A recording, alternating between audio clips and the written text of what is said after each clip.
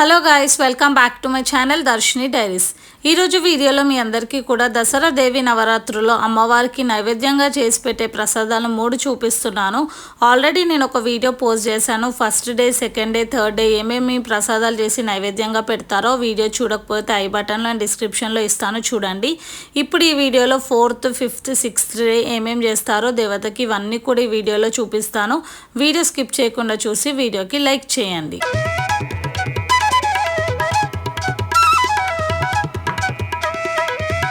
4వ రోజు దేవతకి సేమియా పాయసం చేసి పెడతారు. నేను సేమియా పాయసం కోసం 2 స్పూన్ల నెయ్యి ఒక కడాయిలో వేసుకున్నాను.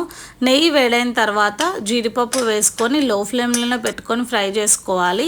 జీడిపప్పు ఆల్మోస్ట్ ఇంకా మనకు ఫ్రై అయిపోయింది అన్న టైంలో కిస్మిస్ వేసుకోవాలి, ఎందుకంటే కిస్మిస్ తొందరగా ఫ్రై అవుతాయి కాబట్టి. ఇలా ఫ్రై చేసి పెట్టుకున్న జీడిపప్పు కిస్మిస్ని ఒక గిన్నెలోకి తీసుకొని పక్కన పెట్టుకోవాలి. ఇప్పుడు మిగిలిన నెయ్యి ఉంది కదా, అదే నెయ్యిలో 1 కప్పు సేమియా తీసుకుంటున్నాను. నేను 1 కప్పు సేమియాని తీసుకొని గీలోనే బాగా రోస్ట్ చేసుకోవాలి. మీకు కలర్ అనేది చేంజ్ అవుతుంది. ఇప్పుడు చూస్తున్నారు కదా, ఇలా బ్రౌనిష్ కలర్ వచ్చిన తర్వాత ఏ కప్పుతో అయితే మనం సేమియా తీసుకున్నామో అదే కప్పుతో 1 కప్పు వాటర్ అండ్ 2 కప్పుల చిక్కటి పాలు యాడ్ చేస్తున్నాను. ఇలా చేసుకుంటే మీకు కన్సిస్టెన్సీ, టేస్ట్ కూడా చాలా బాగుంటుంది. ఇప్పుడు ఈ పాలల్లో అండ్ మనకి సేమియా అనేది బాగా ఉడకాలి. మెత్తగా సేమియా అనేది ఉడికిన తర్వాత మనము షుగర్ అనేది యాడ్ చేసుకోవాలి. నేను 1/2 కప్ షుగర్ యాడ్ చేస్తున్నాను. మీ టేస్ట్కి తగ్గట్టు మీరు స్వీట్నెస్ అనేది అడ్జస్ట్ చేసుకోవచ్చు. ఇంకా సేమియాలో మనం షుగర్ వేసిన తర్వాత ఇంకా లాస్ట్కి మనం యాలకుల పొడి అండ్ వేయించుకున్న జీడిపప్పు కూడా వేసుకుంటే మన టేస్టీ సేమియా పాయసం దేవతకి నైవేద్యంగా పెట్టేది 4వ రోజు అనేది రెడీ అయిపోతుంది. ఇప్పుడు మనం 5వ రోజు దేవతకి దద్దోజనం సమర్పించుకుంటాము. దద్దోజనం చేసుకోవడం అయితే చాలా ఈజీ. దద్దోజనానికి నేను ఆల్రెడీ కుక్ చేసి పెట్టుకున్న వేడివేడి అన్నాన్ని తీసుకున్నాను. వేడివేడి అన్నాన్ని అప్పుడు వేడిగా ఉన్నప్పుడే స్పూన్తో ఇలా స్మాష్ చేసుకోవాలి, మెత్తగా ఉండాలి కాబట్టి. కొందరు పాలు వేసుకొని కూడా ఇలా స్మాష్ చేసుకుంటారు. మీరు కావాల్సి ఉంటే పాలు కూడా యాడ్ చేసుకోవచ్చు. తర్వాత ఇందులో చిక్కటి పెరుగు వేసుకోవాలి. పుల్ల పెరుగు వేసుకుంటే బాగోదు, కొంచెం ఫ్రెష్ కర్డ్ అయితే వేసుకోండి. కర్డ్ వేసుకొని అన్నంలో మంచిగా అన్నము పెరుగు మెత్తగా కలిసిపోయేలాగా కలుపుకోవాలి.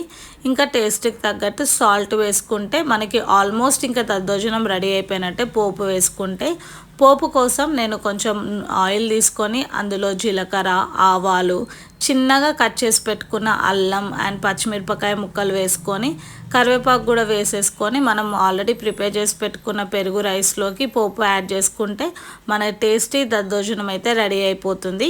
మీ దగ్గర దానిమ్మ గింజలు ఉంటే దానిమ్మ గింజలు కూడా యాడ్ చేసుకోవచ్చు. సో దేవతకి 5వ రోజు పెట్టే దద్దోజనం కూడా రెడీ అయిపోయింది.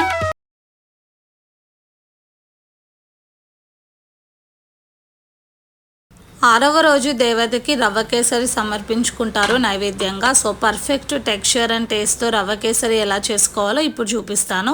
రవ్వ కేసరి కోసం ఒక పెద్ద టేబుల్ స్పూన్ తోటి 2 స్పూన్ల నెయ్యి తీసుకొని అందులో జీడిపప్పు వేసుకొని ఫ్రై చేసుకోవాలి. జీడిపప్పు కొంచెం ఫ్రై అయిన తర్వాత ఎండు ద్రాక్ష కూడా వేసుకొని జీడిపప్పు ఎండు ద్రాక్ష మాడిపోకుండా లో ఫ్లేమ్లోనే పెట్టుకొని ఫ్రై చేసుకొని వీటిని తీసుకొని ఒక బౌల్లోకి వేసుకోవాలి.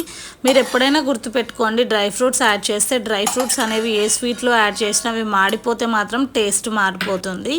సో అవి పక్కన పెట్టుకున్న తర్వాత అదే నెయ్యిలోకి 1 కప్పు సూజీ రవ్వ అంటే ఉప్మా రవ్వ ఉంటుంది కదా, సన్న రవ్వ కూడా నెయ్యిలో వేసుకొని బాగా ఫ్రై చేసుకోవాలి. ఆల్మోస్ట్ ఒక లెస్ దెన్ 5 minutes లోపే మీకు రవ్వ అనేది ఫ్రై అయిపోతుంది, మంచి స్మెల్ వస్తుంది.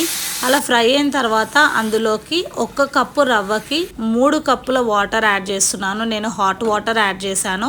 కొందరు ఏం చేస్తారంటే రవ్వ ఫ్రై అయిన తర్వాత పక్కన ప్లేట్లోకి తీసుకొని వాటర్ వేడైన తర్వాత రవ్వ యాడ్ చేస్తారు. అలా అయినా చేసుకోవచ్చు. ఇప్పుడు నేను చూపించిన ప్రాసెస్ డైరెక్ట్ రవ్వలోకి వాటర్ కూడా యాడ్ చేసుకోవచ్చు.